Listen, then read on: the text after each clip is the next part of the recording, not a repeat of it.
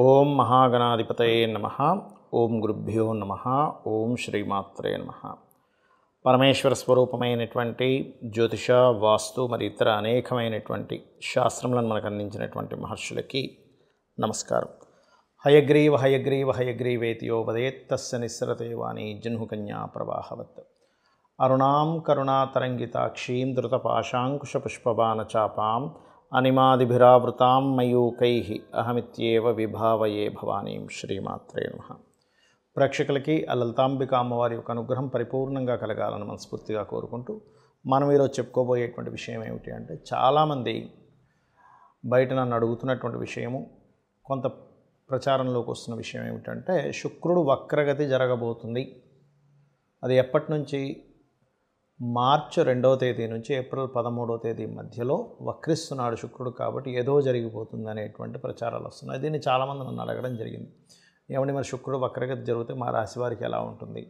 దీనివల్ల ఏమైనా విపత్తులు ఉన్నాయా? దీనివల్ల ఏదైనా ఇబ్బంది కలుగుతుందా అనేటువంటిది దీని గురించి నేను మీకు వివరిస్తాను. అయితే ఈ శుక్రుడు ఉచ్చ స్థానంలో ఉన్నటువంటి శుక్రుడు వక్రిస్తున్నాడు కాబట్టి ఈ యొక్క విషయాలపై ప్రతి లగ్నం తెలియని వారికి రాశి నుంచి ఎటువంటి ఫలితాలు జరగనున్నాయి, మరియు అదేవిధంగా ఏ రాశివారు ఎటువంటి జాగ్రత్తలు తీసుకోవాలి, ఏ పరిహార మార్గం చేసుకుంటే ఇబ్బంది కలగకుండా ఉంటుంది అనేటువంటి విషయాలు ఇప్పుడు మనం తెలుసుకుందాం. కుంభలగ్నము, కుంభరాశి. కుంభం వారి కనుక చూసుకున్నట్లయితే ప్రధానంగా శుక్రుడు ఇక్కడ చతుర్థ భాగ్యాధిపతి శుభుడే లగ్నంలోకి వస్తున్నాడు. ఈ లగ్నంలోకి రావడం వల్ల గతంలో ఉన్నటువంటి బ్యాక్లాగ్స్ని క్లియర్ చేసుకుంటారు. కాకపోతే శుక్రుడు లగ్నంలోకి వచ్చినప్పుడు ఏమవుతుందంటే, కొంతమందికి చూడండి లలిత కళల మీద ఇంట్రెస్ట్ ఉంటుంది. అటువంటి కళా సంబంధించిన వాటి మీదకి వెళ్ళడం కానివ్వండి, సంతానం కోసం చేసే ప్రయత్నాల్లో ఐయుఐలు ఐవీఎఫ్లు చేయించుకుని ఉంటారు, అటువంటి విషయాల్లో కలిసి రావడము. అదేవిధంగా గతంలో ఏదైనా సరే, ఇప్పుడు శుక్రుడు భార్యాకారకుడు, వివాహకారకుడు. లగ్నంలోకి వస్తున్నప్పుడు ఏమవుతుందంటే, గతంలో ఏవైతే డిస్టర్బెన్సెస్, డిస్ప్యూట్స్ ఉన్నాయో ఈ యొక్క విషయాల్లో ప్రధానంగా ఈ డిస్ప్యూట్స్ అనేటువంటివి పెరుగుతాయి అనేటువంటి చాలా స్పష్టంగా చూపిస్తుంది. అయితే ఇక్కడ గమనించుకున్నట్లయితే ఈ శుక్రగ్రహం ఏదైతే ఈ 4వ స్థానంలో ఉన్నటువంటిది 2లోకి వచ్చి మళ్ళీ వక్రించిందో, దీనివల్ల ప్రధానంగా ఏంటంటే, ఈ శుక్రుడు వల్ల మీకు మంచి ఫలితాలు ప్రధానంగా కొంత ఈ కళారంగాల్లో ఉండేటువంటి వారికి, సినిమా ఫీల్డ్లో ఉండేటువంటి వారికి, యానిమేషన్, డిజైనింగ్, ఏఐ లాంటిదంటే ఆర్టిఫిషియల్ ఇంటెలిజెన్స్ రిలేటెడ్, విదేశాలకు వెళ్ళి ఉద్యోగం చేయాలి, విదేశాలకు వెళ్ళడానికి చేసే ప్రయత్నాలు, ఇటువంటివి కలిసి వస్తాయి చెప్పాలంటే.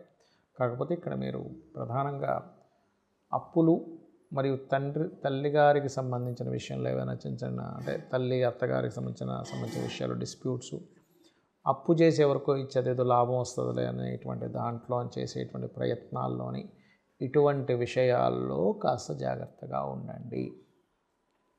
ఇక మీరు చేయవలసినటువంటి దేవతారాధనలో ముఖ్యంగా ఓం అపర్ణాయై నమః అనే నామస్మరణ చేయండి. మరియు వ్యాపార సంబంధించిన విషయంలో ఇబ్బంది కలగకుండా ఉండాలి అంటే ఓం ఇంద్రగోప పరిక్షిప్త స్మరతూనాభజంగికాయై నమః అనే నామస్మరణ చేయండి. అనే విధాలా బాగుంటుంది. శుక్ర వక్రగతి వల్ల మరి జాతకం తెలియదండి నాకు, నేనేం చేసుకోవాలని అడుగుతూ ఉంటారు చాలామంది. దీనికి ప్రధానంగా శుక్రుడు ధనానికి, వివాహానికి, వాహనాలకి, గృహాలకి, లగ్జరీ ఐటమ్స్కి, ఇటువంటి వాటికి కారకుడు ధనానికి.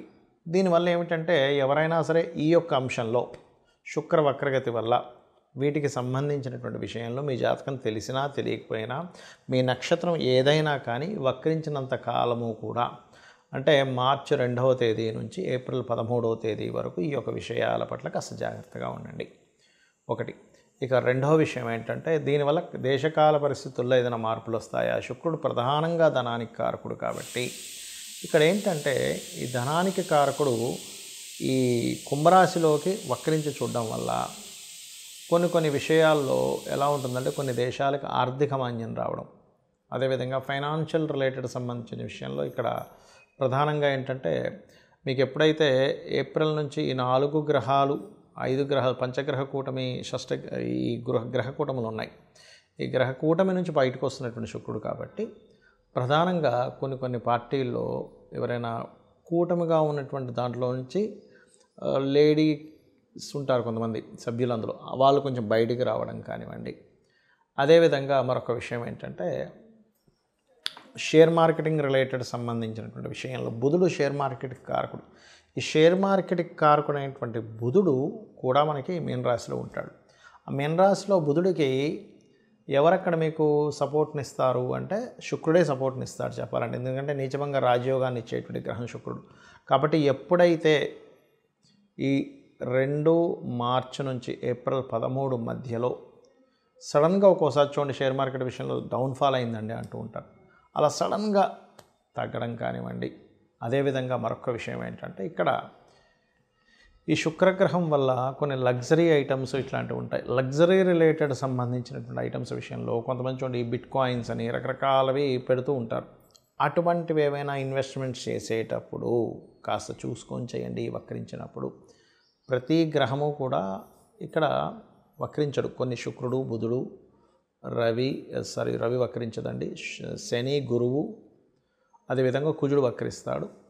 ఈ వక్రగమనం అంటే నిజంగానే వెనక్కి తిరగడం కాదు. ఈ యొక్క సర్కిల్లో మనకి వెనక్కి వెళ్ళినట్టుగా ఆ యొక్క ప్రభావం పడుతూ ఉంటుంది. అంతేకాని నిజంగా వెనక్కి అని రావు. రాహుకేతులు సహజంగానే వక్రించుంటాయి. అయితే ఈ వక్రగతిలో గ్రహాలు ఉన్నప్పుడు ప్రత్యేకంగా మీరు అమ్మవారి యొక్క నామం, ముఖ్యంగా లక్ష్మీదేవి యొక్క అష్టోత్తరము, లక్ష్మీ స్తోత్రాలు, దేవి యొక్క ఇవి చేస్తూ ఉన్నట్లయితే అన్ని విధాలా మీకు బాగుండడం జరుగుతుంది. అయితే ఇక్కడ ఈ శుక్రవక్రగతి వల్ల చేయవలసినటువంటి దానాది ప్రక్రియలు కానివ్వండి, గోసేవ కానీ ఏం చేసుకుంటే బాగుంటుంది అని చెప్పి చూసుకున్నట్లయితే ప్రధానంగా ఇక్కడ మీరు ఈ సమయాల్లో శివార్చన చేసుకునేటువంటి వారు తీపి పదార్థంతో లేదా తేనెతో శివునికి అభిషేకం చేస్తే కూడా దీని యొక్క ప్రభావం పడదు.